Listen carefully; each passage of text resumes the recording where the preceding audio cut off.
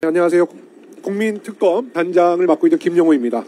네, 이상식 의원님께서 정말 국민들께 아주 간단하고 아주 국민들이 이해하기 쉽게 잘 설명해 주셨는데요.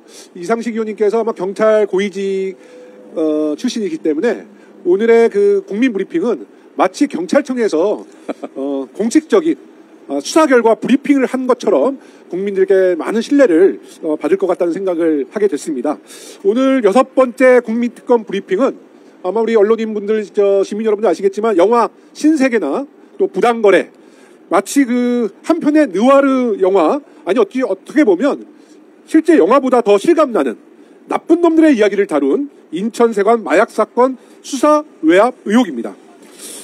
인천세관 마약 사건은 마약과의 전쟁을 선포한 윤석열 정권이 대한민국 사상 최대 규모의 마약 밀반입을 적발하고도 최고 권력기관들이 앞다퉈 나서며 이를 무마하고자 했던 수사 외압 사건인 것이죠. 사실 국민들이 도무지 이해를 할 수 없는 그런 정황이 속속 드러나고 있는데요. 대통령인 윤석열은 마약과의 전쟁을 선포하고 당시 법무부 장관이었던 한동훈은 마약 조직을 뿌리 뽑겠다라고 공언을 하고 당시 이원석 검찰총장은 마약 범죄를 처단하겠다라고 호언장담하지 않았습니까? 그런데 정작 영등포 경찰서 형사들이 대규모 국제 마약 사범들을 검거하고 연루자를 수사하려고 하니까 경찰청, 검찰, 관세청, 대통령실까지 줄지어 나서서 회유하고 압박하고 결국은 수사를 못하게 막았다는 의혹을 사고 있는 사건입니다.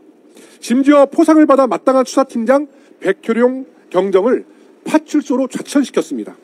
오히려 수사를 무마하고 외압을 행사한 경찰 고위층은 영전하고 승진까지 됐습니다. 이런 것들이 영화 신세계나 부당거래에 나오는 장면 아닙니까? 정말 이거는 조폭 영화와 다를 바가 없습니다. 그래서 국민들이 분노하고 많은 의혹을 제기하기 때문에 더불어민주당이 상설특검을 발의한 것이고 이에 대한 진실은 반드시 규명돼야 한다고 생각하는 것입니다. 그런데 말입니다. 더욱이 이해할 수 없는 건 국민의힘이 이 특검을 반대하고 있다는 겁니다. 김건희 특검이야 대통령 눈치 살피느라 어떻게든 막아내겠다는 그런 의도가 있지만 마약 범죄를 수사하자는데 왜 국민의힘이 반대하는지 모르겠습니다.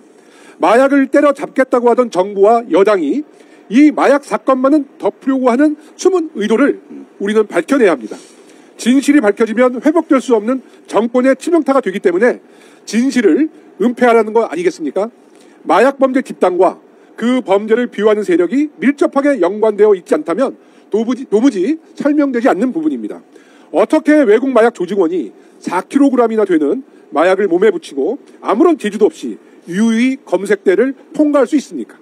이런 도발적이고 과감한 범행을 조직적인 비호 없이 어느 누가 시도할 수 있겠습니까? 당시 인천지검장이었던 지무정 검찰총장에게 묻습니다. 왜 검찰은 사전에 마약 조직을 특정하고도 일망타진할 수 있는 기회를 포기한 것입니까? 왜 경찰이 청구한 강제수사 영장을 3번이나 기각해 초정수사를 방해한 것입니까? 당시 한동훈 법무부 장관도 답하십시오. 마약 범죄만큼은 악소리나게 강하게 처벌하겠다더니 왜 인천세관 마약 사건에 대해서는 찍소리도 못하고 있는 겁니까?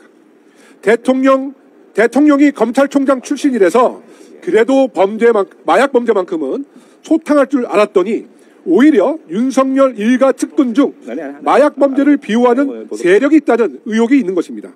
이게 사실이라면 정말 나라가 뒤집어지는 것입니다. 윤석열 정권은 오히려 대한민국을 마약 공화국으로 병들게 만들어버렸습니다. 무려 400만 명이 투약할 마약을 들여와 많은 국민들이 마약에 중독되지 않았겠습니까? 이건 절대로 이대로 묻혀서는 안 될 중대범죄입니다.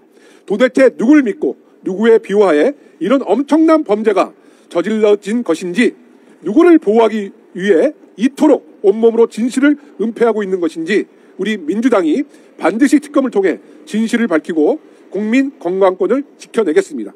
그리고 내일 일정도 좀 공지하겠습니다. 네, 내일 일정을 좀 공지하겠습니다. 내일도 바로 이 장소에서 오전 10시경 최근 국채 베팅으로 국민들에게 엄청난 질타와 비판을 받고 있는 최상목 경제부총리 사건에 대해 우리 당에서 가장 금융 분야를 잘 알고 계시죠? 홍성국 최고위원께서 직접 나오셔서 경제수장인 경제부총리가 미국 국채에 2억 원가량을 투자한 것이 무엇이 잘못된 것인지에 대해서 국민 여러분께 소상히 밝힐까 합니다. 정말 최상목 경제부총리가 우리에게 준 실망감은 한두 개가 아닙니다. 정말 이 국민들의 엄청난 공분을 사고 있는 2억 원 국채 매입권에 대해서 최상목 경제부총리는 양심이 있으면 당장 지금이라도 대국민 사과 그리고 그 직을 사퇴하시기 바라겠습니다. 이상입니다.